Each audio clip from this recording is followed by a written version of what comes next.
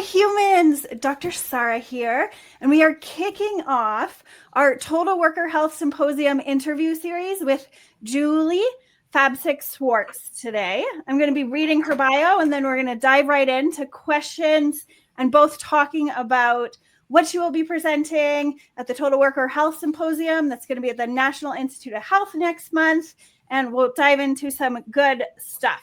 Okay. I have her bio right here. I'm going to place it so I can look at you while I'm saying it. Okay, today I'm excited to introduce to you Julie Fabsik-Swarts. Julie is a dynamic nonprofit association and sports leader with more than 35 years of experience. She grew up in New York City and has brought her talent and leadership to some incredible organizations, including Penn State, UC Berkeley, the U.S. Olympic and Paralympic Committee, and even the Seattle Goodwill Games. She's currently the CEO of the Employee Assistance Professionals Association, where she leads an international network in over 40 countries. She supports professionals who are making a real difference in workplace mental health. Since stepping into that role in 2021, Julie has been focused on raising awareness about the value of employee assistance programs, advancing education in the field, and positioning EAPA as a global leader in mental health. Her impact goes far beyond one role. Julie has served on numerous nonprofit boards, was a finalist for CEO of the Year in 2024, and has even led Olympic sports organizations. On top of all that, she's a national women's gymnastics judge for more than 40 years and the author of Parenting a Gymnast, which helps parents support their children in the sport. Julie brings a wealth of expertise, passion, and energy to everything she does, and I can't wait for you to hear from her today. Welcome, Julie. Thanks for being here. Thanks for having me. Awesome. Okay. You've had such a dynamic career across several nonprofits, higher education, and sport. So what led you to your current role of CEO of EAPA? Well, when I was making a career transition right around towards the end of COVID, the opportunity came up for EAPA. And the reason I chose this role over other opportunities was EAPs. There's been EAPs in my life and in my family and friends' life who have made tremendous differences. I have a friend of mine who worked for Philip Morris, and the EAP there had the heart-to-heart talk with her and helped her understand that she had a problem with alcohol. And to this day, she's clean and sober and in recovery and is living her best life. I also have a relative who called me on the way to work and was seeing dragons come out of people's tailpipes and was very suicidal. And I got them to work and I said, don't pass go, grab your wallet, call the EAP. They got him into a mental health facility. And long story short, after testing and support, he has been diagnosed as bipolar and is now on medication and a contributing member of society. You would never know he has mental illness. And living his best life. So, EAPs, I'm an example, and those people are examples of real life impact that they do. And they are kind of the unsung heroes of the workforce and the mental health first line of defense. So my goal is to get more people to understand what they are, what they do, how they are confidential, even if tested in a court of law. It is just like going to a doctor or going to an attorney. They cannot tell your boss that you are suffering from XYZ or angry about something unless you sign a release. So they are wonderful, as I said, unsung heroes. Most of us just kind of get it the first day of job and don't even think about what it is. I'm so overwhelmed. And often it isn't circled back to.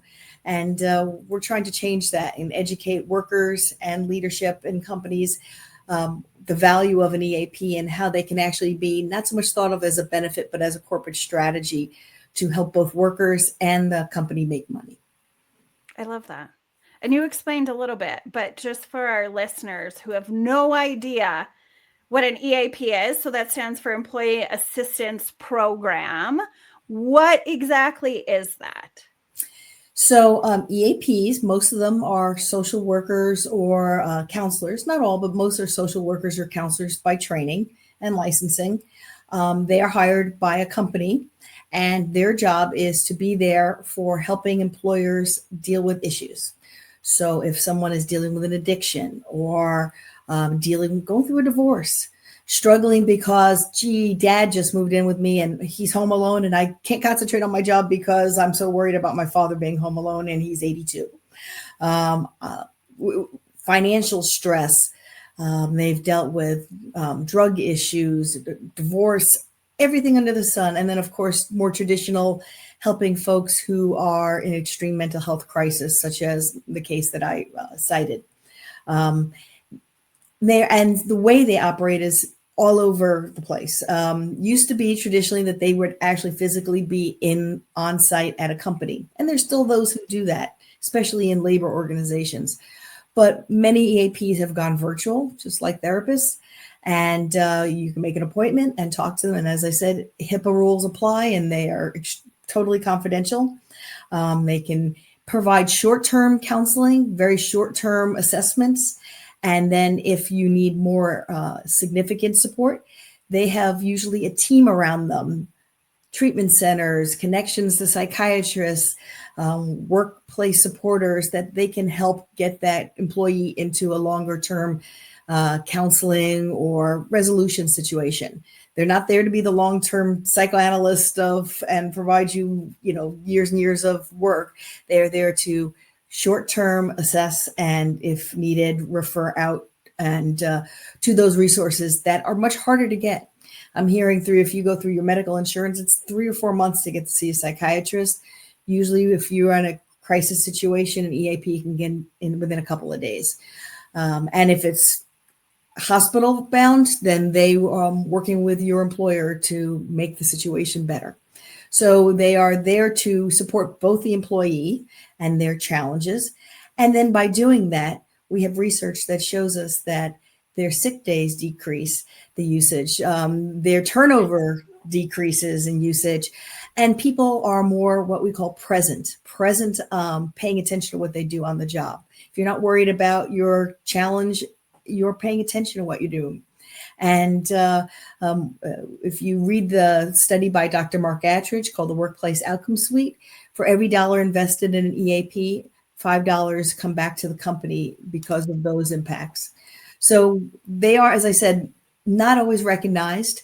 They're sometimes given a bad rap with bad statistics. And so we're trying to grow EAPs capacity, understanding, marketing ability within companies, but we're also trying to get the public and leadership in organizations to understand that they are great resources and they should utilize it. And we need to be addressing mental health on parity with physical health. If you told your colleague that you were suffering from cancer and you had to go to chemo, everyone would rally around you in support, and it would never hold you back in your career once you recovered. If you tell someone you're dealing with schizophrenia, it's going to be a whole nother avenue. Or you just need to go see a therapist or work through a challenge right now, it may prevent you from being promoted. We need to be changing that culture that mental health is on the same place as physical health. And we need to have CEOs that are proud to stand up and say, I'm not going to the gym, I'm going to my therapist. I'm working through my issues and I use the EAP. You should do it with me too, so that we can all be living our best lives. Yeah, that's amazing. One of my passions is reducing the stigma behind mental health, and I'm a huge ADHD advocate, but trying to get the word out there is we need support the same way mentally that we do to function as we do physically, so we can be healthy in mind and body. And I think it's important for a lot of employees to know that often your company pays for the EAP. So if you need mental health care, if you're going through basically anything, because there's counselors, as you said, like therapists, but this is not something that you have to usually pay out of pocket. Am I correct? Correct. The EAP support within the organization is 100% free. So it's great to go, and if you have a short-term issue, they might be able to help you to solve it at no charge. Or they might be able to get you into where you need to go at a low cost or a quicker way to get in. So the challenges for finding mental health support, especially through medical insurance, is really challenging these days. There's not enough of them out there. So having an EAP on your side who does this, every day and is a professional in the field is really a wonderful asset. Yeah. No, I think that's really important because a lot of people think this costs extra. Like your company, your organization is paying for it. I've learned this because I do a lot of stuff on the back end. Your company is paying for it, whether you use it or don't. So really take advantage and most organizations do have EAPs, but they are there to help support the actual employee. So use them. Okay. I know you mentioned that $1 spent basically gets a $5 return, which is amazing. Are there any other benefits from the organizations that would be paying for these EAPs besides that $1, $5 ROI? Besides, of course, like happier, healthier humans at work. Is there any science behind that you can cite off the top of your head that really helps to support the need to have an EAP in your company if you're not currently using one? Well, I think that first of all, leaders, even of small organizations, need to know that they don't have to hire a full-time EAP just for them. There are plenty of EAPs that you can contract with bigger companies that you can have a little piece of, or smaller EAPs that you can get a part-time contract with. But EAPs can help keep employees in a job so that you can really build that team strategy. I know here at EAPA we have an amazing staff, and I don't want to lose any one of them. And by having them come together and supported well and are there long term, you get a kind of team effort and understanding and knowledge of each other, and becomes more like a family workplace, right? That's the goal. If someone's constantly turning over, you're trying to see if somebody else can fit into that peg. Are you a round peg in a round hole or a square peg in a round hole? So EAPs can help people stay in their jobs and thrive within their organizations, and then the organization benefits because that lack of turnover. It's great to have people with institutional history, and the thrill of today people change jobs all the time. Can you imagine being at a company for 10 or 20 years? It's unheard of these days, but EAPs help that mission of keeping folks growing and thriving within their organizations. Yeah, that's awesome. I'm going to ask a question about challenges because this is something that I face as well with what I do. Do you have any advice for the organization? Because I know like wellness services are provided, EAPs services are provided, but the employees aren't necessarily taking advantage of those. So do you have any advice on how leaders can like increase the value and visibility of EAPs so more employees actually use them? Absolutely. So I think it's a partnership. I think the EAPs need to step up and market themselves well, and not all do that. And that's one of our goals, is to educate them more. But also from a leadership standpoint is, how do we capitalize on having a quality EAP in our program? So let's talk about the different levels. If you're in the C-suite, do you work with that EAP to figure out what the best policies are and the best implementation, not just writing them down, but actually living them? As I said, the CEO that puts going to therapist instead of just gym on their public calendar is a step. Do you have a mental health day? And are you, as an employee, not punished for taking a mental health day? We all have days that life is just too much. And it's rare that we take them. I know in EAPA, we all have that opportunity. Very few of them are used. But when someone needs one, I don't think poorly of them. Can we get that message across? If someone broke their leg, you wouldn't think twice about saying, oh, yeah, you need to take the day off. If you got COVID, take the day off, please. But if you have a mental health issue or you're having a bad day, maybe it's a day to take mental health day off, and that should be okay. Are you establishing policies and living the true walk the walk, talk, not just talk the talk, but walk the walk, as they say, approach to having good mental health demonstrated by that C-suite? I truly advocate that this should not be considered, quite often it's considered a benefit. You get the HR people think, oh, we get our health benefits, we get our dental, our retirement. They check the boxes. Oh, EAP check. I think we need to approach it differently. Instead of it being a benefit, let's think of it as a corporate strategy. And instead of putting it under HR, who has plenty to do, let's put in a chief wellness officer in the C-suite. And that is there for them to live their best. They are responsible 100% of their time to make our employees healthy physically and mentally. And wellness is kind of a gray area. Some people think of wellness as in yoga and smoking cessation. I take nothing away from that. And it's a lovely, nice thing for employees to have. But wellness in the EAP world means things like mental health diagnosis and treatment. I mean, real heavy duty things that people are going through, because life is real and it's not a Hollywood movie, right? We have real issues that are not always so easy to wrap up in a nice bow at the end of a course or the end of a little session of something. So we need to make sure that both our physical, our mental health needs are met, as well as nice things in terms of team building and things like traditional yoga and stress reduction and things like that. So combining all of those. So that's the C-suite side. We want a chief wellness officer ideally. Okay. Then we have middle management in many companies. Are we educating middle management on what the EAP does, so they know when they can have a conversation with the EAP and maybe even refer them to that? Oh, Joe is having a challenge.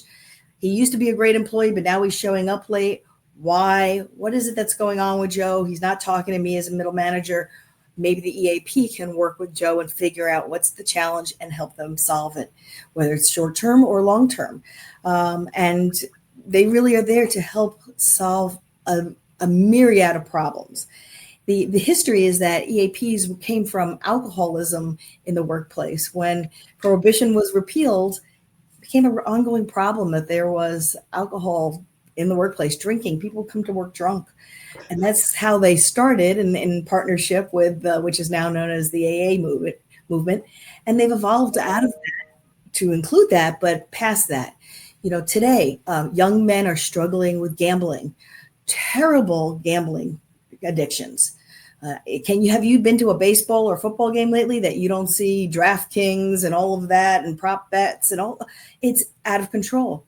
Do you know where to seek help if you are out of control or a member of your family is struggling? Maybe you have a young son that's in college struggling with that. It's really hard to concentrate on my job as a technical writer if I've got to worry about my son maybe jailed and is blowing his credit limit and all those kinds of things. The EAP can help. Narcotics addiction, we still are dealing with the opioid and now fentanyl fallout. That's still a challenge. So let's work with middle management to get them to understand what the EAP does and how they can refer their employees to the EAP for assistance. And then for the workers, we need to be promoting, marketing ourselves. Does your company have a violence prevention task force? EAP should be on that. Before the big incident happens, are you prepared? Have you sat down and is the EAP part of that? And then if something does happen, there is a gun violence incident, knock on wood, it doesn't happen. But if your company has a gun violence incident, school district seems like every day I see a new one on the news, right? Or someone commits suicide, especially at the job.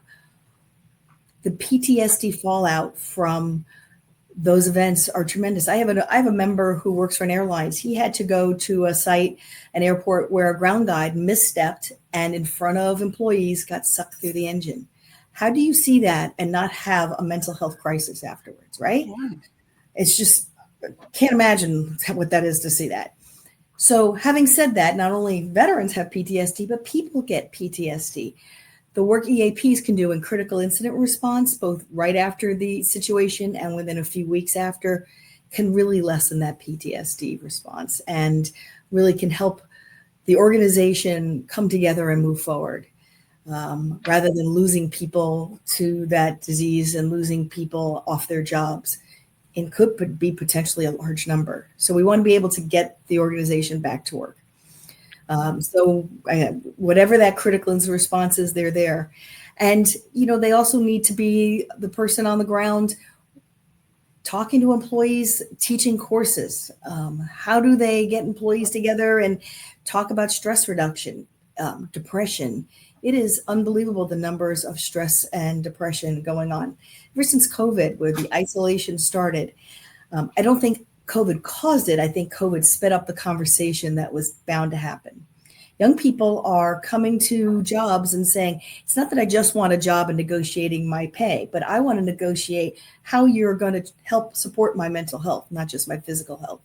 And that's an issue in terms of hiring the next generation. And they're smart. Us older people are not too smart about this. We just wanted to have a job. Oh, please just give me a job.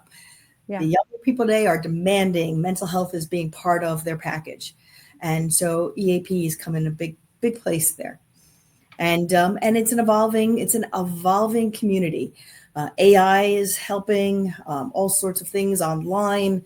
We're going to be having more chatbots and things involved in it. But in the end, nothing will replace human-to-human interaction, because only a human being can go through what I'm going through.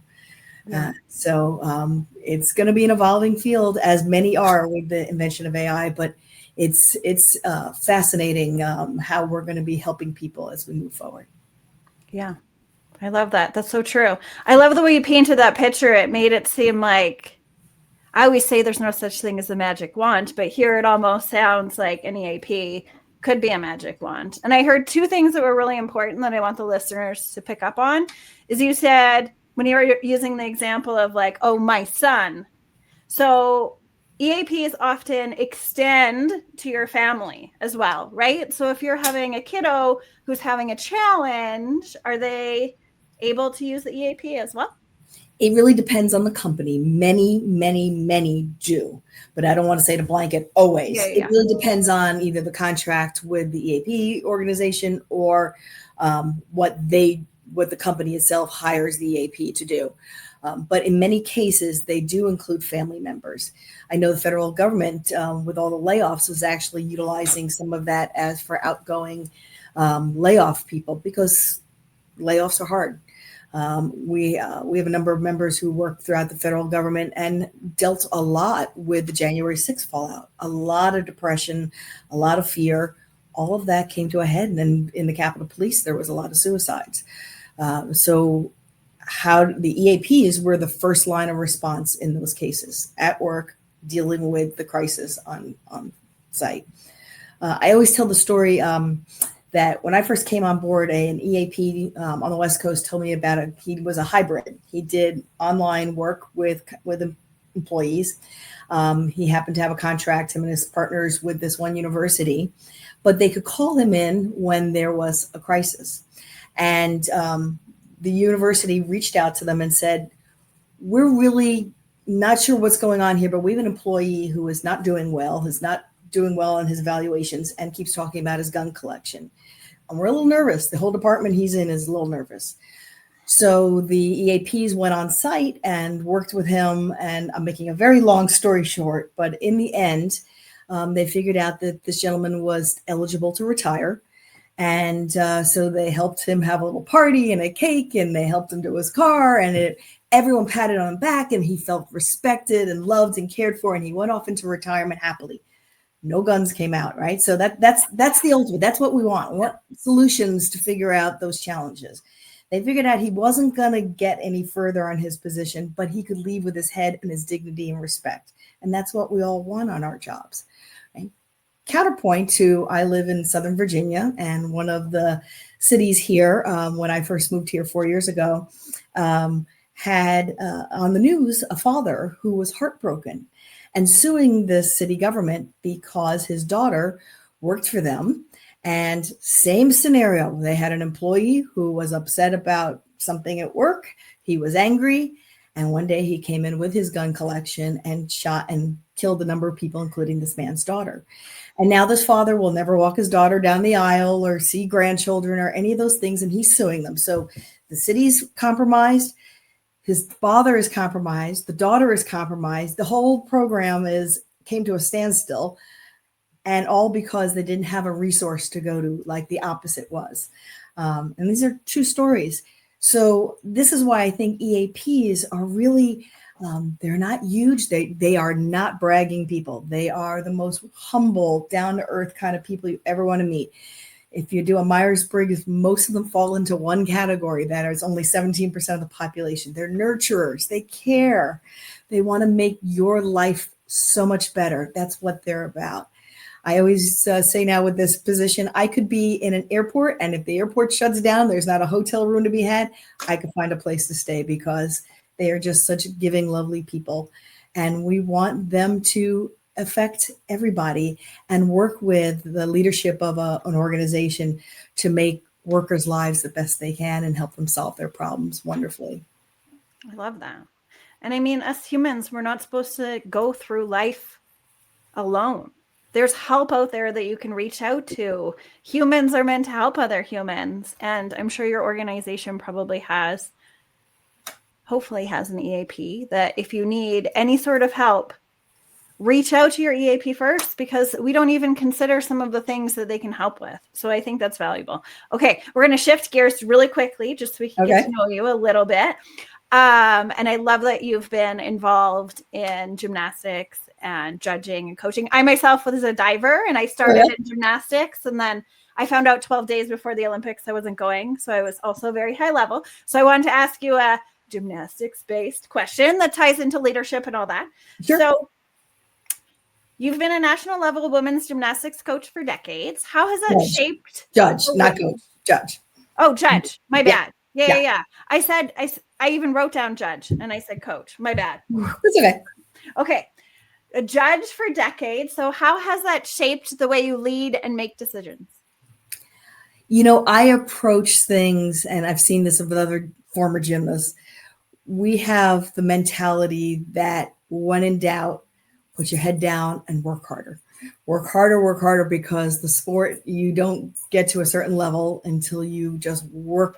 You know, the average gymnast sacrifices tons of things and puts in 40 hours a week. I tell people they put in more time in their gym than most people put on their jobs.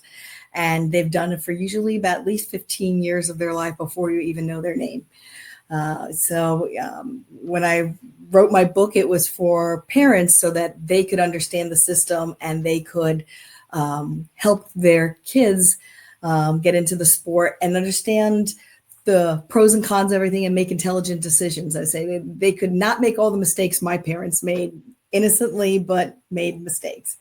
So, and I also have a lot of fun stories in it about the sport and different athletes and history that I've been around. So it is a labor of love. I'm going to pull it out here. This is my book, Parenting a Gymnast, and it is on Amazon and Barnes & Noble. And it really was a labor of love to put it together.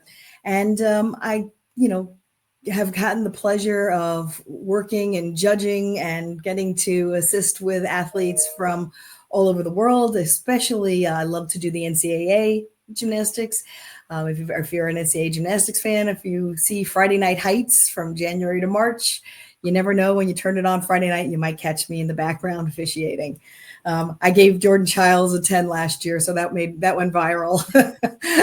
When on bars, you can actually see me in the background of giving Jordan Childs a 10 at Maryland last year.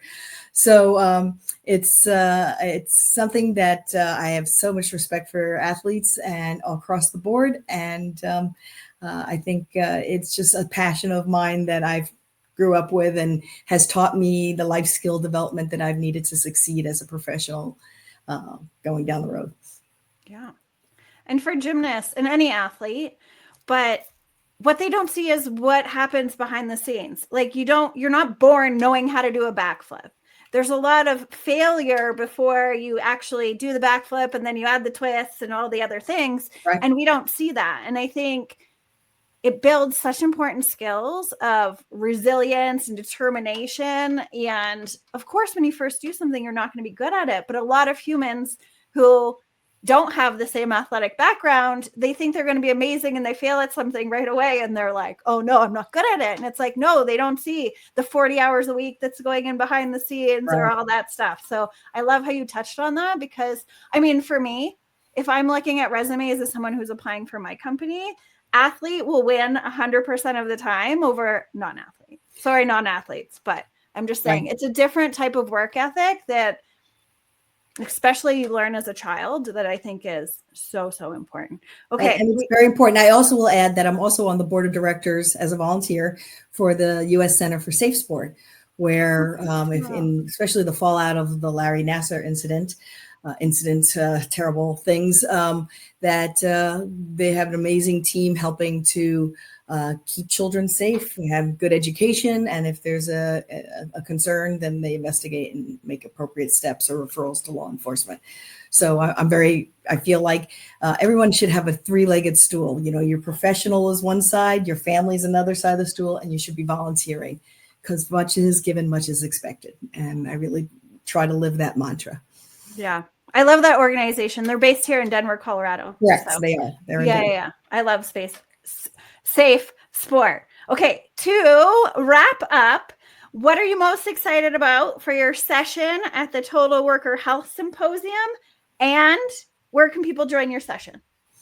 So I am partnering with two of EAPA's best friends, Dr. Brian McNutt from UC San Diego, who is on our board of directors, and Dr. Joel Bennett, who is a leading researcher and has taught numerous courses, including Thrive Informed Practices for EAPs with us.